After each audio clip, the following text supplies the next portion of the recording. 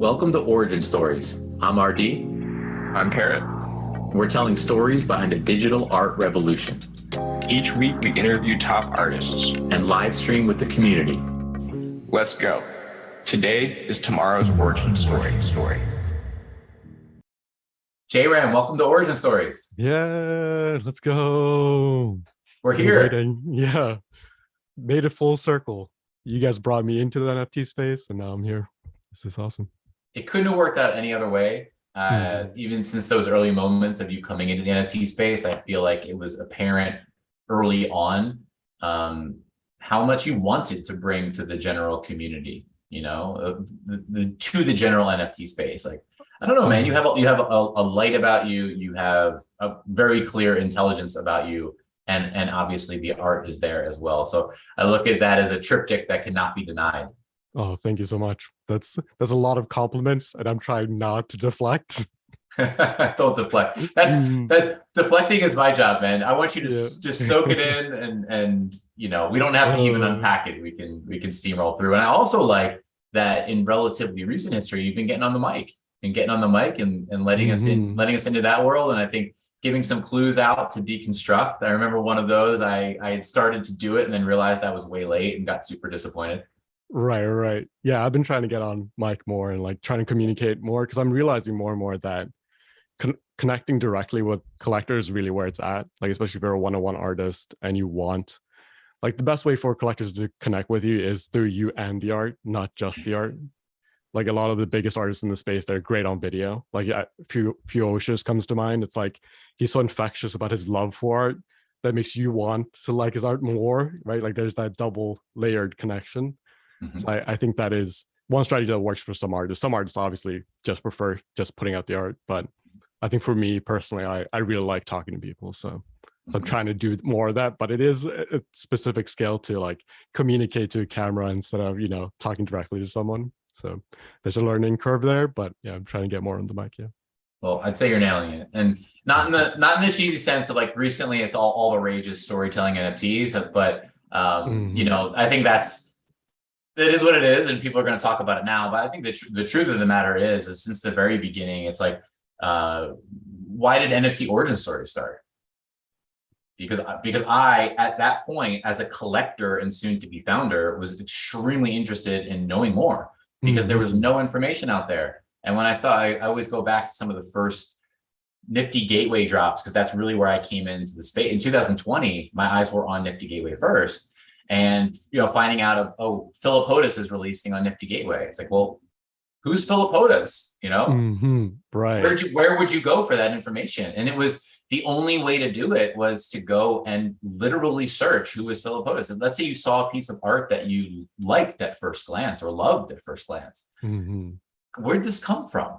And you had to go outside of the NFT space into Instagram, into, you know, various, sometimes few and far between media sources to be like, oh, interesting. He worked with so-and-so, or he put this out, or go to his Behance, or go.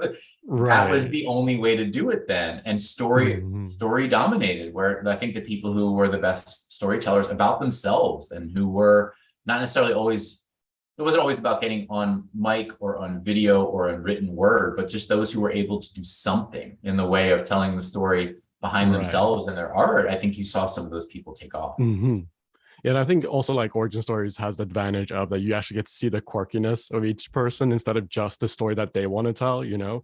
Like, one person that really comes to mind is Victor Mascara. He has such a personality, but I don't think you could tell that just from him typing out something. You seeing him on video, you get, I get this guy, like I would want to hang out with this person. It's like a very different thing than just like a written summary of who the artist is, you know?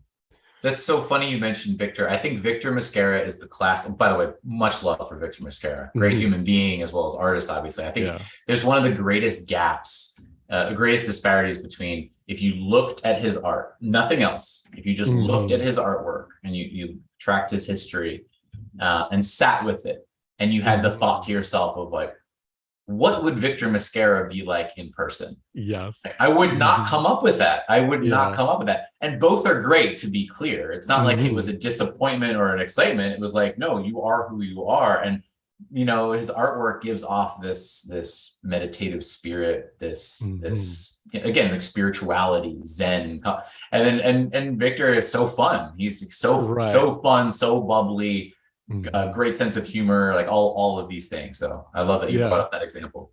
That is why I use that example, because I was surprised by like, oh, he is this playful. That is awesome. Like that makes sense too. Like if you think about like monk masters tend to be like full of laughter. So it's like, oh, him being Zen and also being playful actually makes sense. You just wouldn't expect it. It's just looking at the art. So yeah. Yeah, agreed, man. Well, hey, let's get into you. Yeah. This is your show. This is your story, and let's start it with the question. JRAM, what is your origin story? Oh my God. Finally, I made it. You asked me the question. My It's origin official. story. Yeah. I was born and raised in Norway, where I spent like a lot of time outdoors. Like most of my child, like I know a lot of people watch a lot of TV growing up, but for me, it was like TV every Saturday, but then almost everything else was just spending time outdoors. And I feel like a lot of my art comes just from that, just like spending so much time outdoors that it, like if you spend a lot of times outdoor in nature alone, you don't feel alone, which is like a very strange thing to try to explain to someone, because it sounds lonely if I say like, oh, go out in the forest and just play alone. It's like that sounds kind of sad. But if you're in that moment, if you were there, you wouldn't feel alone. And I feel like a lot of my art comes from that, like the experience of like touching textures on trees and like just like looking at plants really up close. That's why like a lot of my work has like all nature in it. Then spend most of my childhood there. Around grade 6, we moved to Canada. That's where I am now. And then went through that transition, learned English, which was very hard to do. But I remember there was like a 6 month period where I was like, okay, I'm never speaking Norwegian again. I'm just speaking English, because I was like, I need to learn it like fast. So went through that. Then through high school, I got into a lot of the arts, just like dance, music, everything, just playing around. But I remember so around grade 10, I was actually planning to become a programmer, which now looking back is like, that's like the almost the opposite, but now Web3 is kind of like both and the same. Mhm. But I remember someone telling me that like, oh, I wasn't even really excited about it. Like I was good at it, but I wasn't particularly excited about it. So then the question came up that like, what would I actually be proud of learning? So I remember thinking that through like grade 11, and the answer that kept coming up was drawing, even though I didn't spend like a ton of time drawing. Like I did drawing, but there's something about that skill set that seems so good that if I was 70 years old looking back, like what would I be proud of? In my head, I was like, drawing's like the obvious answer. Like it's so magical, like being able to create something on a flat piece of paper. Like I think about like that hits me all the time, where I'll like watch a process video by an artist and I'm like, just turn that paper into something that's like visceral. You know what I mean? So I had that thought and I was like, okay, I just had to do this. Like it was so obvious. I almost feel like I didn't have a choice. Like I feel like I didn't really choose to become an artist. It was just like, no, that's just what's going to happen. Like you don't even have a choice in the matter. Then here things turn a little bit dark. So trigger warning for anyone who, is sensitive to that type of information. Went to university, got super anxious and depressed. And I think a big part of that was just like, I didn't know how to deal with failure. Because I think like the expectations of the school was that you'd already be good at drawing, but I went to learn how to draw. So there was like this disparity between what they were expecting from us and what I was able to do. And like, I'm not blaming the school in any way. Really, it was just like my inability to deal with failing. Like I just didn't know how to deal with it. I took it very personally. So for the like 3 years, things just got worse and worse and worse. And at that point, I developed severe chronic pain issues. So I basically like left school, spent almost all my time sleeping. And initially I thought it was just like tendonitis. So that was the initial diagnosis. And I was like, okay, I'm going to lose a year. And it's so funny because I have a journal entry where I wrote about tendonitis. I was like, I'm going to lose a whole year. Right. But it turns out the issue was like much deeper. So I ended up spending like many years in severe physical pain. And it was so bad at points where I couldn't hold a pencil for more than 5 minutes because my arm would like hurt so much. And it was just like severe physical pain. And that lasted for a very long time. Like I went through like 6 years, I would say, a very dark period. But in that time, I spent a lot of time online learning about, how to do marketing, how to run a business, all this other stuff. So eventually I was able to build a business selling drawing courses because it was the only thing I could create where I could spend time throughout the day to build it and sell a product where it wasn't directly tied to my time. Like I didn't have to work for 6 hours, right? Like I could work like an hour in the morning, an hour in the evening, and like together I could do all the productive stuff and still manage to make some sort of money. Then as I had that in the background, I kept trying to like build a personal indie art business, right? Like selling prints and stuff. But since I didn't have a lot of like drawing time necessarily, because my arm had its limits, right, throughout this entire time. So I kept failing at like trying to find my voice. So skipping forward a little bit, I turned 29. At 29 years old, I was making $1,000 a month. So I basically didn't make enough to like live on my own. I'm still living with my parents right now. And like being in your early 20s and making $1,000 a month is kind of fine because you're supposed to be failing at that point. You know what I mean? But when you start to turn 30, that's when things get rough, because then it's less cute. It's like, well, what have you been doing this entire time? So I remember when I turned 29, I wrote this journal entry where I was just like, I need to quit. I just need to stop. Like I can't, like I can make art in my free time, but I should stop trying to make it my business because clearly it's not working. Because I tried so many personal projects and every 6 months they would fail because I was just like, this isn't even working. This business model won't work. No one really cares for this work. So I was just like, okay, maybe not everyone's meant to do it as a business, which looking back, it's like, that's fine. But it's hard to come to that conclusion after you spend 10 years trying to do it. So I wrote out that journal entry and it's so funny when I look at it. It's like, I'm clearly arguing with myself. Like I'm going back and forth though. There's the logical part of me that's trying to say like, hey, you should stop this. It's causing you too much pain. You need to make money, especially because cost of living is going up. It's like, you need to make even more money now just to survive. And then there's the emotional side that's like, no, this will work because I believe it will work. Like there's like that small voice that's like, no, this has to work. So then I basically made the decision that, okay, I'm going to spend 6 months just enjoying like making art and just kind of do whatever. And it was kind of like almost like a cop out. I was just like, I still want to make art. So I'm just going to do that for 6 months. And then maybe I'll face the reality after that. Because I was still making money off the courses. So I was like, I wasn't like completely broke. And then in that 6-month period is when, so my birthday was around March, right? And that's around the time that I found Origin Stories. You guys did a live stream where Robbie Trevino was on it. And the reason why that popped up in my YouTube algorithm is because I kept searching Robbie Trevino because I wanted to see more videos of him, right? Because it's just like, I saw him on some interview and he talked a little bit, but I was like, I want more of his story. So I kept searching him. I was like, I feel like there's something there. So it popped up. I watched this live stream. I think it was you, Parrot. I remember seeing you and Parrot and Robbie Trevino. I might be mixing up multiple videos, but I remember seeing that like in this chunk. And I think someone talked about how, did you want to say something? I was gonna say Robbie was on a few. Yeah. I really wonder which one it was. I remember he was on one with Current 4D as well. Mhm. But then he was on a few of them. That's amazing. I did not know that story before right now, which is incredible. Yeah. That's why I was saying in the beginning that this comes full circle because Robbie got me into it. So someone on the stream mentioned that the community really cares about art and people like artists. And to me, that stood out to me because I was like, everywhere else you go, it doesn't really feel like people care. Like if you post art on Instagram, people, I feel like the connection is more shallow. It's hard to connect with people. So I was like, okay, well, this NFT thing is cool. And in my head, I was already quitting art. So I wasn't really expecting to make any money, but I was like, oh, well, I might as well connect with people that do this because they care about artists. Started posting my stuff on Twitter, NFT Twitter. And within 2 weeks, I had a collector that was like, hey, where are you minting your stuff? Like you're sharing your stuff, but I don't see where to mint, like where to buy it. I was like, oh, I haven't minted anything. Because in my head, I was like, why would I mint anything? I'm not going to stay. Like I'm not staying here to make money or anything, right?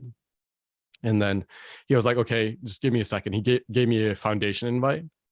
And I minted my first piece, and that sold for like $600, which is absolutely insane. Like in my mind, that blew my mind. I was like, I have never made this type of money off personal work ever. Like I couldn't even sell prints to friends before that. And then suddenly I made $600, and then that just came from like talking to people. And it was so much easier than anything else I've tried before, right? Because it's just like, since my expectations were so low, I was just goofing about. Like I wasn't really hoping for anything. And a big part of that was actually I joined the Artifacts Discord. And I remember joking with Keegan, which I knew as Goku at the time. I was like, I don't even know who this person is, but that small interaction that I had with him on Discord set up the expectation that like, oh, we are playful here. That is what we do. Like being playful is appreciated. So if you're playful with people, you'll connect with them. And to me, that was really easy. Like it's really hard to like be on Instagram and like be playful to everyone, but being playful one-on-one is really easy for me at least, right? And from that point on, I kept minting stuff and working, and like every time there was a sale, it just blew my mind. Like I couldn't, like even now looking back, I was like I couldn't comprehend what was happening, right? Because it's just like $600 for a piece that I enjoyed making too, right? Like it's just like made it with no pressure. I put it up, and collectors were excited about it. Like they would get into bidding wars, you know, and then they'd message you, like talk about the piece. They'd zoom into the pieces. They'll be like, I like this part. It's like I'd never had that level of interaction with my work before. So I was like, oh, I wouldn't do this forever. Then at one point, I realized that like I was doing these big pieces that I was putting on foundation. And then I realized I was like, I need something smaller just to like take a break sometimes, just for fun. So I started doing these like PFP style pieces that are like the Seekers. And it's so funny because when I did it, I just did it as like I can just give this as a gift to like people who collect my work. Like this will be fun, right? I posted that on Twitter, not realizing how much people like PFPs. And that like kind of blew up, right? And I remember at one point I had a secondary sale of 1 ETH, which was like $4,000 at the time, Canadian. I don't, you know. And I remember thinking, okay, so someone just bought my work for 0.03, I think at the time, and they sold it for 1 ETH. So they covered their rent with my art, right? And like that, even now, I still think about that all the time. It's like, that's so cool. The fact that someone could make money off my art was such a cool idea. Like I never even thought about secondary sales, you know? So that kind of blew up. Then I started getting more involved in Discord communities, and then the project grew from there. Like I definitely met a lot of people who gave me emotional support and gave me guidance, you know, in terms of like building a roadmap, like how to approach things, not selling myself short. Because I remember at one point I had a roadmap idea that basically would cap the amount of money I could make, right? Like I basically had it, the system made it so I could only make a certain amount of money. Because in my mind, I was like, this is what it's worth, right? And I had someone that basically just like made me realize that like, oh no, you should just do auctions because let the market decide. Like, why would you cap yourself? Like you never know what it might be worth. So I had like tons of luck. So I think that's a big part that I really want to mention is that there was a ton of luck in my story. Like I feel like I met like all the perfect people. Like going back, it's like not only did I meet a lot of people who are true friends that I could reach out to and lean on, but they also like the art, which is like a double comment. It's like the best thing ever. So yeah, that's kind of how I got to this place now, which I know I rambled on for a very long time, but that's like the whole story. That's why we're here, and that's an incredible story. And I will say that my one of my views of JRAM and what I think one of your absolute superpowers is, and hearing you connect some dots that I didn't know about some of your backstory and some of your business and marketing focus. I've always appreciated, this isn't the right path for everybody, but I always appreciated the care and the thoughtfulness that you do have for the market side of it and for the collector side of it, and how you're able to probably because of that backstory, you're able to pretty seamlessly and comfortably navigate both earning for yourself and also being excited about the collector side of that well. I think that's an absolute superpower. I often talk about the sort of handshake relationship sometimes between the artist and collector, and how that type of a scenario can be incredibly empowering on both sides. Yeah, no, I think, yeah, once you've been poor, I feel like you appreciate money on a different level. You're just like, oh, if someone spends money on your stuff, you don't take that for granted, you know? And it's also like other people benefiting from your work it's like that's what makes NFTs so special in my mind. Like the fact like they actually have digital ownership, which means that they could resell it. Like that is what makes this so cool. And I know a lot of like some artists feel almost resentful for the expectation that value should go up, which I totally understand that, but it's also like yeah, but a lot of the initial value calculates for the possibility that that might happen, you know. Mhm. Like, I know that so many of my collectors bought my work because they sold apes, you know what I mean? Like, I can't deny that's part of the ecosystem. Yep, I think it's well said. I think it's well said. And again, I think your comfort with that is a superpower because Mm. you know, it just kind of puts you in a different frame of mind. And you know, every time we talk, I always come away from those conversations like, yeah, I rock with JRAM. You know, I Oh, rock with thank JRAM you. and his mindset. And you've Mhm. even experimented with a number of things. You had mentioned sort of the earnings cap as one of your like Mhm. thought experiments. One experiment that you put into practice, which fascinated me at the time, was that of dynamic royalties. That you were Yeah. essentially you were essentially putting out your own take on that. Mhm. Maybe talk about that experiment a little bit and what went into your mind surrounding it. Yeah. So the dynamic royalties is basically that I have, like, if you resell a piece for a certain ETH price, I'll give you back some of the royalties that I charge, as long as it's on chain, which is the key thing. Is like, I want you to do it on chain, and I'll give you back some of the royalties because I know that some collectors might hesitate to do stuff on chain just because the royalties are too high in their mind. And if you sell at a certain, like if you buy a seeker at a certain price and you sell it at a specific loss, I'll give some of that back because it's like, I know that's like a really bad feeling when you end up selling for something at a loss.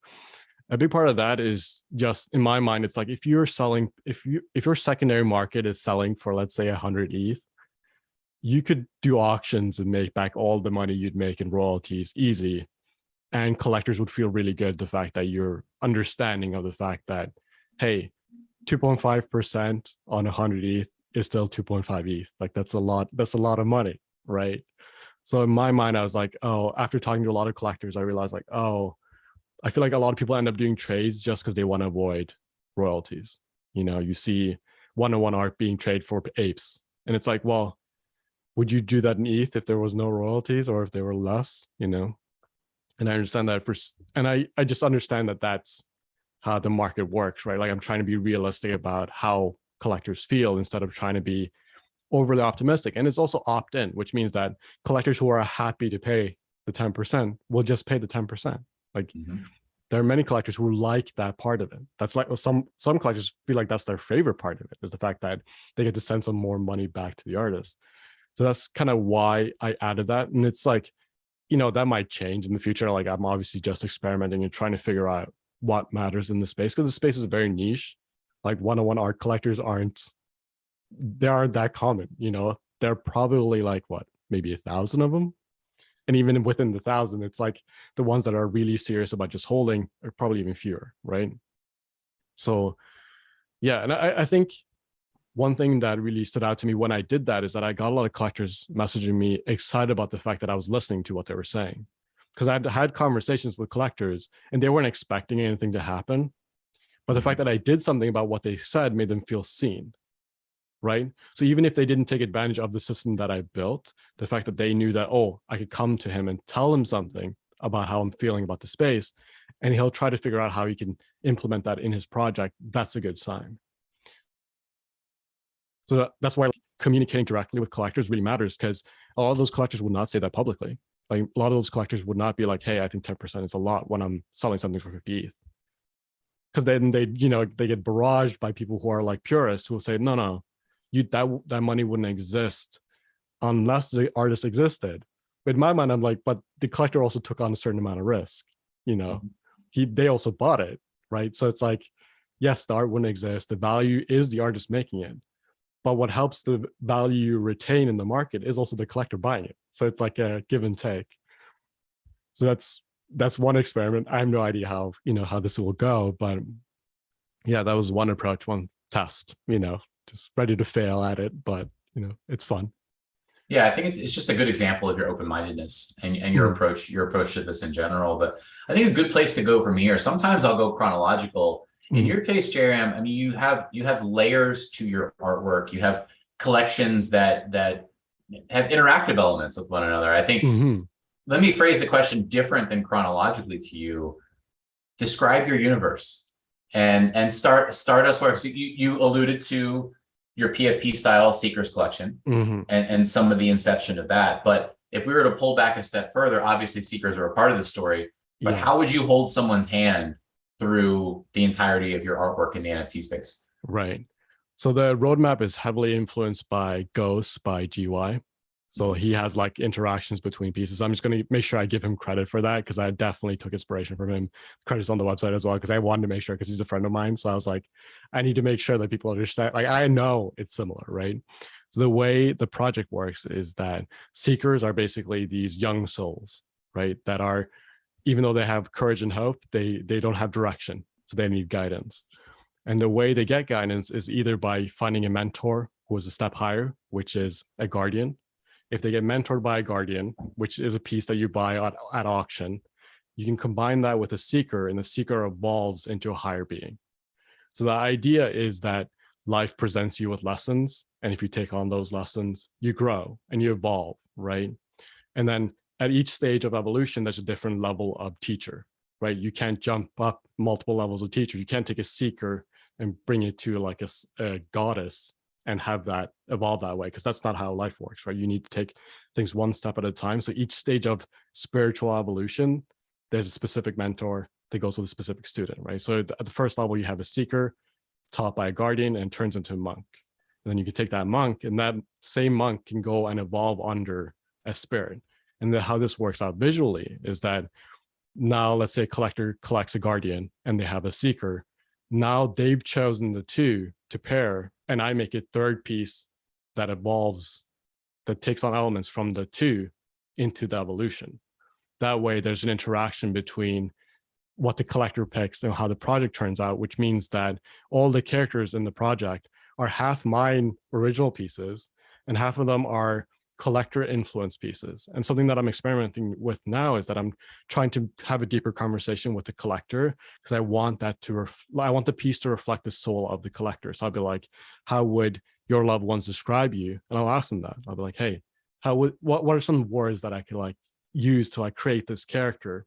So I have all the visual elements, and then I also have like the personality element, and I try to put that into the piece. And that way it feels way more personal. And then there's also, go ahead. No, it's really fascinating, like just philosophically, how much consistency there is to your approach, the mechanics, but you're also bringing that into the art itself. So I'm marveling at that, and I'm seeing such a commonality with, again, how you approach the market-based stuff, and exploration of royalties and exploration of collector interaction. But then now, even the art itself has those very same fundamentals. Oh yeah, no, I just love that part of it. That like being able to communicate, and actually, because that, if I was a collector, that's exactly what I want. Like if I liked an artist, I would want the artist to like be able to interact with it in a way that your decisions kind of impact the pieces that get made. I feel like that's that's like the ultimate usability of NFTs within art. I think, like, I feel like to me that's so genius. Because at first I didn't really understand why GY did it, because in my head I was like, why would you want other people to influence it? And then I realized, oh, because that gives you an excuse to connect to people. Like you connect so much deeper with these collectors if you do it that way. And in the roadmap, there's also the dark side of it, where a seeker can get pulled into the darkness and get pulled down by shadows. So that's like representing like the tragedy of life, because you don't always go up. Sometimes you go down. So you gotta have like the balance. So how does that happen? Bring us into the shadows world.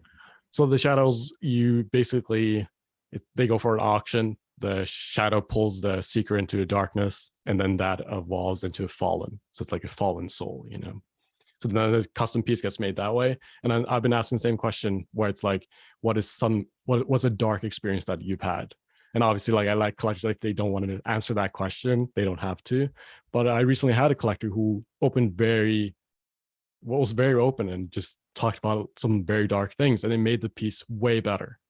Like I couldn't have predicted how the piece would have ended, because there was so much influence. I was like, oh, I love this idea. And as soon as he told me the story, I was like, okay, I need to just draw this out, because this is like, I have the character in my mind. I was like, okay, this comes from your story. So it almost becomes, a collaboration, but I still have a certain amount of creative freedom. That's why it works, right? Like none of the collectors get to nitpick how I draw things, right? But they get to tell me a story that influences the work in a way that feels natural. And I think that's a great balance between the two. And yeah, it's super fun.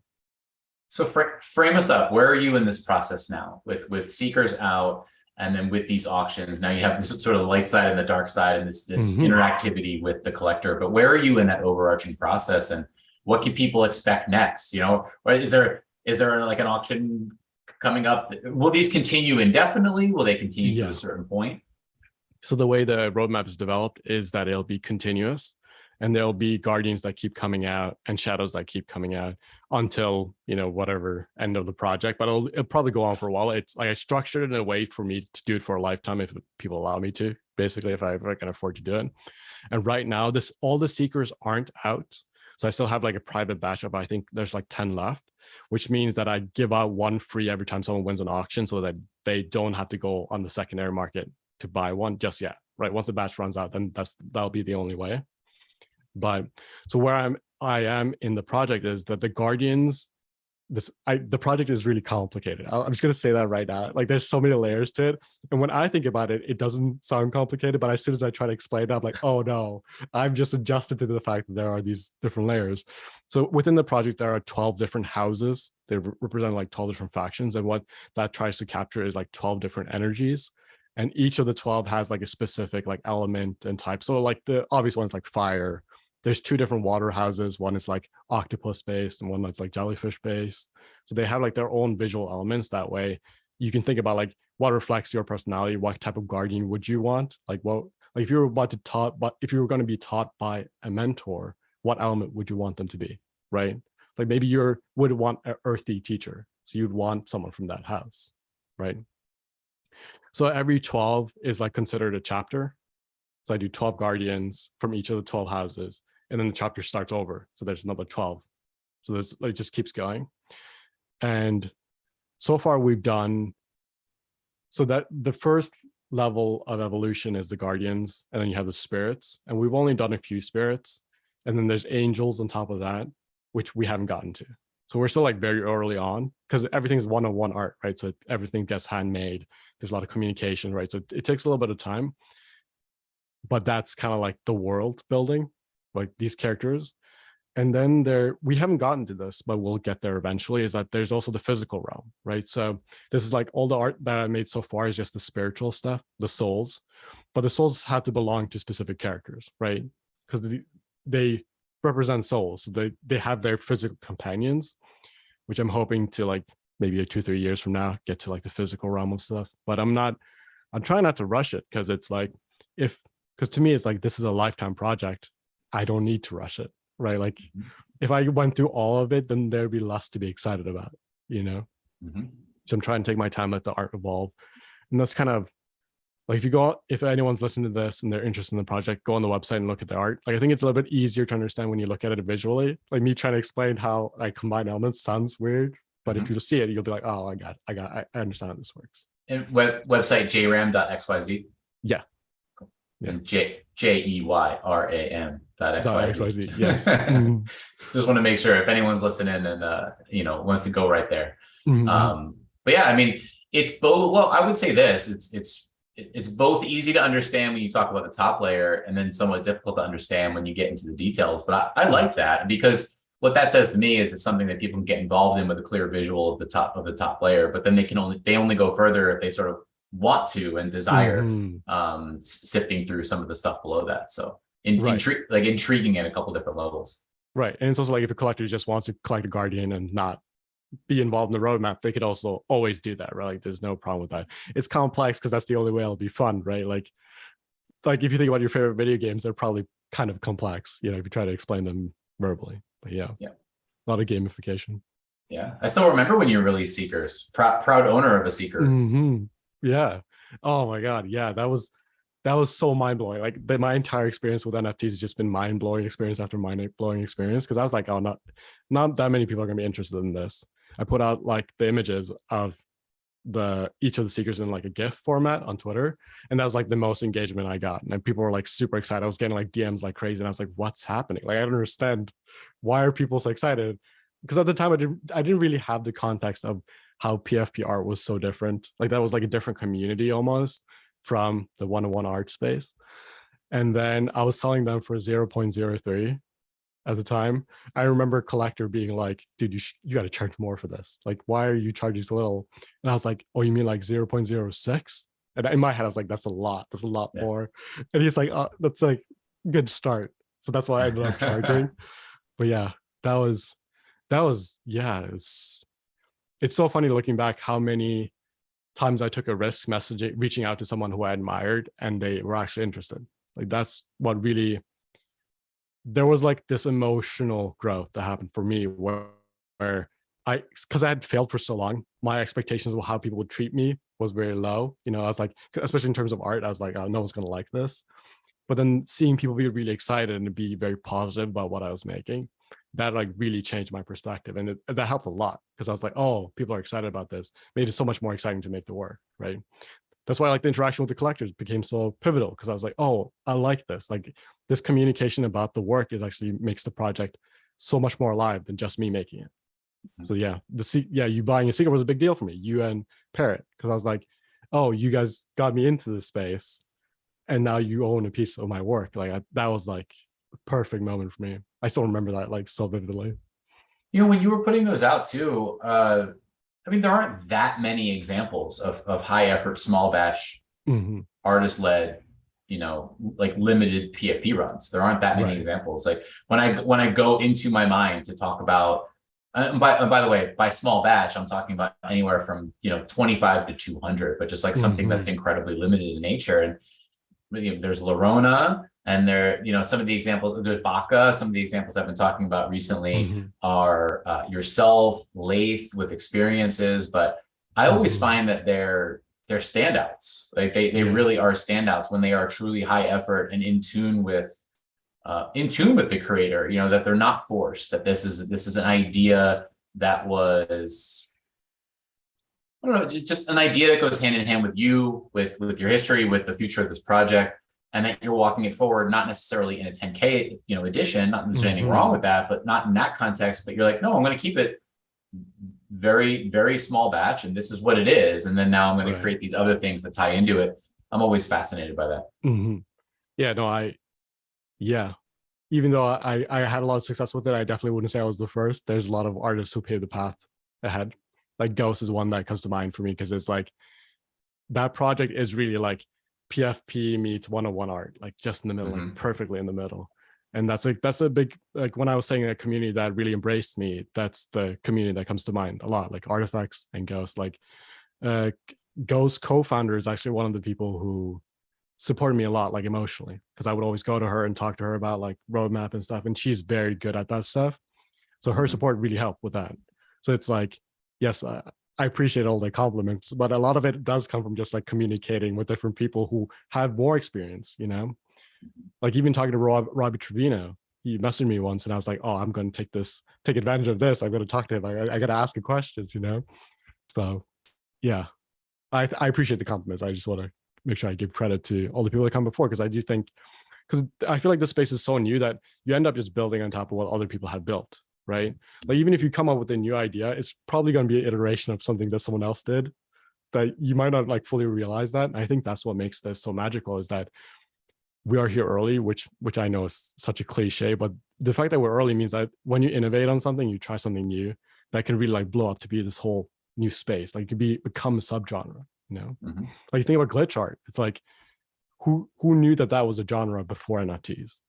Like it probably was its own genre, but no one really cared to the degree that we care now. Like now it's going to be, you know, in every museum. Some museums are going to have glitch art because it's going to be so prominent. I think you're spot on. You're spot on. Yeah, it's fun. I appreciate that philosophy too. It's like give credit to those who came before, understand that really everything, even the stuff that seems the most innovative, is it's still iterating, you know, maybe higher effort, maybe more difficult, but it's still iterating on something. It's still iterating on some unique combination of ideas and inputs that are striking that person or that group. Yeah, and that's what makes this fun, is watching it grow, like watching everyone like come up with new ideas and someone else takes that idea and tries something different, you know? Yeah. So J-Ram, now we get to walk forward something with Artifacts as well, which I find so fun. And so it's another, like, that feels like a full circle moment for me, you know, to sort of to pass that back to you. I think you going all the way back, I think you highlighted, you know, what March of 21, you found the origin story. Yeah, And then we probably launched the Artifacts Discord in the month of May of 2021, and then just seeing you in there and participating. And also you used the word joy before, or like silliness, but you brought yourself into that. And I think that you made us think and you made us laugh, and like you just contributed to the overall. And so I find it very, very fun and full circle to be able to talk about you a lot for a minimum of a calendar week, but then long after that, to, bringing you into the Spotlights collection, and we're doing something in Unreal with that, and just making sure that the Spotlight stays on. Let's just put it that way. Oh no, this is full circle for me. It's like the best. I'm just so happy that this happened, because it's just, it doesn't get better than this, than like being able to participate in a project that I've been excited about this entire time. Because I was participating with Artifacts not because I was expecting anything. It's just because I liked it. It's like, this is awesome. Like these people get it. Like they like the art. Like, which I know that sounds small to a certain degree when I say that people like the art, but it's like people putting in effort and time to make these 3D sculptures and everything. It's just like, oh, this is new. Like this hasn't happened before. And NFTs allow that for people to express that, joy, and build a business around it. And yeah, I'm super excited about the piece that's coming out next week. I actually made sure to make this piece similar to the edition piece that I put out, the Spotlight piece, because I wanted them to like kind of match, like they have similarities. I was like, oh yeah, this, to make it feel, full circle. That's one amazing theme. And technically, when this interview is released, it'll be this week. Just FYI. Oh yes, yes. It's the magic of recording and releasing, right? Yeah. Sometimes there's some days in between. This week for us, last week for them. That's right. Amazing. Yeah. Taylor, want to play a lightning round? Oh sure. Hot takes. You're welcome to break the rules, and you can hit timeout. And if you get inspired about something, you're more than welcome to hit timeout and go. But lightning round with me is not going to work. I'm going to talk too much. That's just that's totally fine. All right, ready to rock? First thing that comes to mind when I say the word art. Love. Seekers. Joy. Which that's surprising to me, but yeah, that's oh wow. Now I'm realizing things that I didn't even think that was the first thing that would come to mind. Yeah, okay. Thank you. That's NFTs. Business. Which I feel like you need to clarify. It's layering art with business. That's why I think of it that way. It's like, yes, there's the purity of it, but there's also the business aspect. So foundation. For me, it was the first place I started, because I'm thinking foundation, the marketplace. And that was like, it was cool because I remember when I first found foundation, it was because James Jean had an auction on there. And James Jean is like top tier to me. I think he's like the best artist in the world, period. Like I don't think there's anyone who competes with him. So I was like, oh, if I could ever get on foundation, it would be cool. But I try not to have expectations there. And then how I actually got on foundation was like a big deal. I was like, oh my God, I'm on the same platform, because it was invite only at the time. Now it's open. OpenSea. Free expression, because you can just put stuff up there. Photoshopping yourself into other people's photos. Oh, it's my special skill. Oh my God. Yeah. We were talking about playfulness before. It was like, I feel like a lot of my success in the space has just come from making really bad memes. And the crazy part is, like that Steve Jobs speech, how he talks about how you can't connect the dots looking forward, you can only connect them looking back. My entire life, starting with Photoshop in like grade 7, I was making memes not knowing that I was doing them. And I made like a webcomic back when everything was loaded on PhotoBucket, which that's going to be nostalgic to some people, and some people have no idea what that is. But I always did that. I always made memes in group chats with friends. Like even now, I have like so many Photoshop files of just like memes I made in group chats with like 2 or 3 people. I'm just trying to make those 2 or 3 people laugh.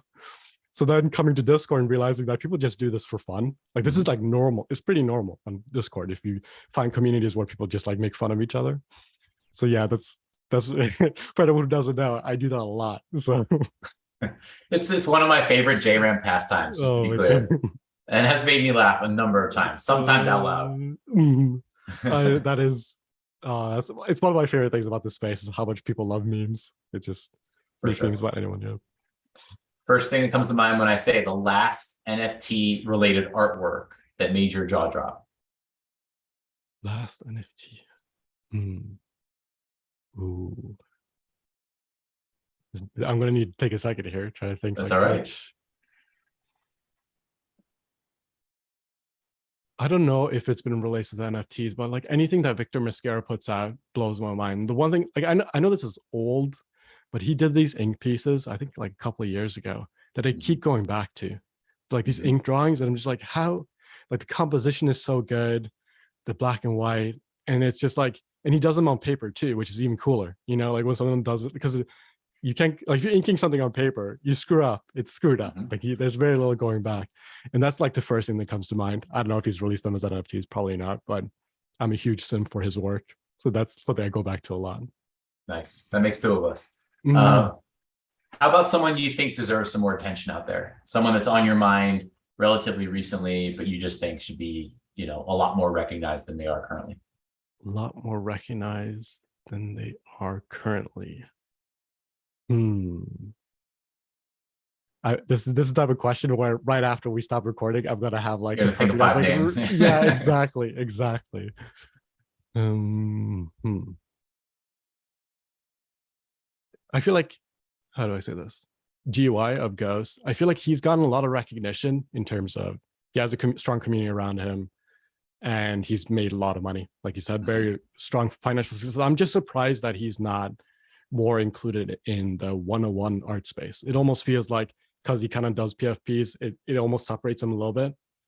But I'm kind of surprised that I don't see more interaction between big 101 artists and him. Like he plays more in the PFP side, but I feel like I would love to see him collaborate with some of the bigger 101 artists, because I'm like, you guys are playing the same game. Like, yes, the format is slightly different, but I think that's a good call out. I like where you went with that question. Yeah, and there are plenty, like there's so many artists who I feel like deserve more credit that I see on Twitter all the time. The problem is that the marketing side of things is very hard to understand, especially in this space. Like it's just because it's an even smaller group. So like figuring it out is harder because it's like you got to communicate in a way that connects with the specific audience that you're looking for. Yep. So I see artists all the time who don't have a pinned tweet on their Twitter. And I'm just like, oh, come on. Like you got to do all the steps. Like I know it's hard, but you got to at least put your work out in the best way possible. So yeah, there are lots of artists that I would like to see succeed, but yeah, it's complicated, you know. First thing that comes to mind when I say the word Parrot. Lovely friend. He's just so supportive. I remember when I was listening to origin stories, I was going through like a binge lesson because I was listening to all of them. Once like I started having success in the space, I was like, oh yeah, I started here. I need to listen to all of these, right? I remember reaching out and being like, hey, why aren't you guys on Spotify? Because I remember searching for you guys, and I think because I thought it was NFT. I think you guys put NFT in the beginning of the name or something. Like I wasn't able to find it quickly. And I remember him responding, and I was just blown away because I was like, oh, because I wasn't expecting him to respond, right? But I just wanted to show my appreciation. I was like, hey, you know, and the fact that he responded and he was like so warm and open, I was like, oh, this is why artists like this space, is that other artists are like this. You know what I mean? Like other artists are warm and welcoming because they don't feel like the pie is shrinking. They feel like the pie is growing. It's like, hey, more artists join and create in the space, the better it is for everyone, you know? And Parrot is just, I feel like the almost epitome of that, you know, very warm character. Yeah. Oh, I love the guy. It's so good. We love Parrot. We love the Parrot. First thing that comes to mind when I say artifacts. 3D sculptures. That is the first thing that comes to mind. It is so cool to watch some of my favorite 101 artists like have 3Ds made of their work that I don't think would have happened otherwise. You know what I mean? And Robbie Trevino is the first one that comes to mind because I was like, his work, because he's so good at like line work and color and stuff. Like I just feel, in my mind, I was like, he's never going to do 3Ds, right? But the fact that Artifacts took his hand and was like, hey, let's do 3D. Like that's, and like seeing, I believe Dirk at Work was the one who did that one, right? Yeah, and like seeing him like work his magic, make the metaverse ready and stuff is just, it's so cool. It just, because it reminds me of like early internet where you see things that you weren't expecting. you know? Like I feel like a lot of times now when I see stuff on the internet, it's just people trying to get attention for the sake of getting attention without doing anything creative. But for me, Artifacts was like, oh, this is like cool and new. This feels like, you know, new grounds, or like early internet where you're like, oh, I've never seen this before. Yeah, I want more of this, you know, that feeling. That's Love what that. comes to mind. I love that you highlighted Robbie and Victor as well, because within Artifacts with the 3Ds in mind, they were probably two of the ones that I was most nervous about. And Dirk too. I think Dirk would say the same thing. He said the same thing in like group forums before. And it's a positive nervousness because it's wanting to do right by the artist and wanting to have a collaboration that is meaningful. And I think in both of those cases, all that nervous sweat energy of like, how is this going to come out? Once those final products came out, you know, Victor's sculpture and Robbie's sculpture, I think everyone looked at it and was like, that's pretty cool. Like that's it, we're all glad that we did this. That's pretty cool. Yeah. Oh my God. Yeah, I'm a huge sim for the two of them. Their work is just, oh. And Dirk work being nervous probably made the work better, you know? Like, and I think that's also a good reflection that Artifacts was able to grab like these really, really big artists. Like, you know, Dirk work is only nervous because they're like so good at what they do that like to, you know, put that beside their one-on-one stuff, like the sculpture beside, it's like they have to be good. It has to be good enough, you know? Yeah. Oh, so good. And JRAM, finally, first thing that comes to mind when I say the word, or in this case, the number 2023. 2023, anything is possible. It's really what I've been thinking about. Like one thing that I think we chat about a little bit is that there's a bear market going on right now, a bear market, but I still feel like there are still a lot of collectors who are excited to collect work. And I think a lot of the collectors who collect work right now are going to stick around to 2023 because they stuck around when it was bad, right? So even if maybe the numbers are going down, the human connections are still as valuable as they've ever been, and they'll continue to be so, you know. People are still looking to laugh, which is something that I think about a lot. It's like, yeah, you want to connect with the collector and have them like your art, but you also want to like have a laugh with them, you know, like friends. And I hope to have like a lot more of that in 2023. So I think that's really well said. You can go that way. And I think another way to go is we are, you said this earlier, we're not, there are a lot of senses in which we're not early anymore, but there still are some in which we are. And I think one of the other ones is blockchain innovation. You know, that the intersection of the NFT and art and what is possible there. You see some people that are exploring it, but I think that's still absolutely in its infancy. You know, shout outs to the Manifolds of the world, to the Transients of the world, but there's so much there that is yet to be done. And actually, a good quick story today was looking back on almost 2-year-old Micah Johnson artwork. Probably is funny, one of his most impactful, probably one of his least known, but it was released on Async almost 2 years ago. And look it up, right? But there's a lot to it, and it's very blockchain experimental, as is Async in general, Async art in general. But it's very blockchain experimental, very forward thinking, and it's one of those things where if that was released today, it would still be innovative. And so I think that's the kind of thing that, in that specific sense of innovation at the intersection of art and blockchain, still a ways to go and still a lot of opportunity. Yeah, we haven't even seen a lot of big players fully play their hand yet. People are dabbling, you know, some have put out a few projects here and there, but once they start hiring programmers and really going on it, that's when things get exciting, you know. There you go. There you go. Well, Jaron, speaking of early, I think it's still early, in my opinion, just hearing you talk about the past, backstory, early NFT story, current, and then your vision for that future. It's my hope, but at this point, I can say it, you won't, but it's also my expectation that you're going to be able to do this for quite some time.